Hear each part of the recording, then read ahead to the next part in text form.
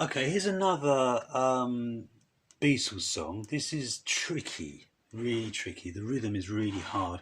It's called Travis picking, which normally is alright if you're using 2 bass strings. However, this is using 3 bass strings.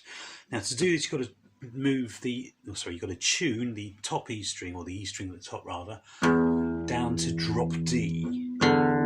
So this is best done by, if you play the D string, the normal D string as well, tune the E string down, and you can hear some oscillation. When it's slightly out, it goes blah, blah, blah, blah. When it stops wobbling, you have a clear note, okay? That means you're now in drop D. Right, now the sequence for the picking is the hardest bit. It's horrible actually. You play the A string with your thumb and the top E string at the same time. Then you play the normal D string with your thumb, and then you play the G string with your first finger. So you've got. Then you play the drop D string with your thumb, and then you play the B string with your second finger, and then you play the normal D string again with your thumb. So it should go.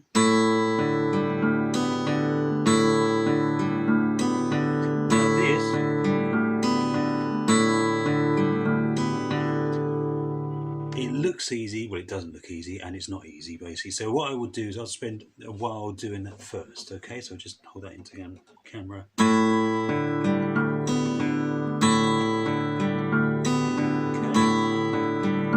Now when you feel confident, look out the window, or look at the tape.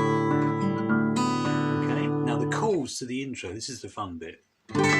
That chord there is the second chord from Lucy in the Sky with Diamonds. So I'm going to count from the E string downwards. So it's E12, B10, G12, and then we go to this shape, which happens 3 times in a rundown. E10, B10, G11. Then it's E8, B8, G9, and then you do a normal D shape on E7, B8, G7. And then you do E5, B5, G6, and then you go E3, B5, G5. Okay, now you do that whilst doing the very, very difficult finger picking. Oh, then at the end you end up on a normal D. And then you can start the song, which you can look up yourselves. Right, I'm going to have a go at doing this. It's probably going to go wrong, but here we go.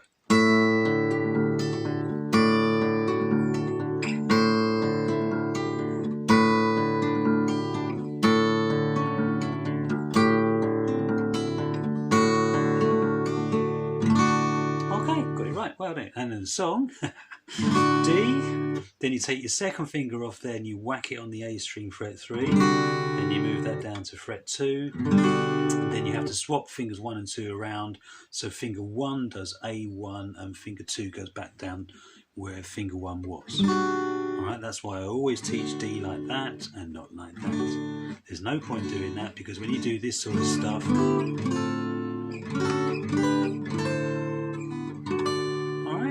whatever you want to do, it's much easier with first finger on the E string at the bottom. Okay, so have a go at that again. No, I'm not going to play it again. I'm going to rest on my laurels.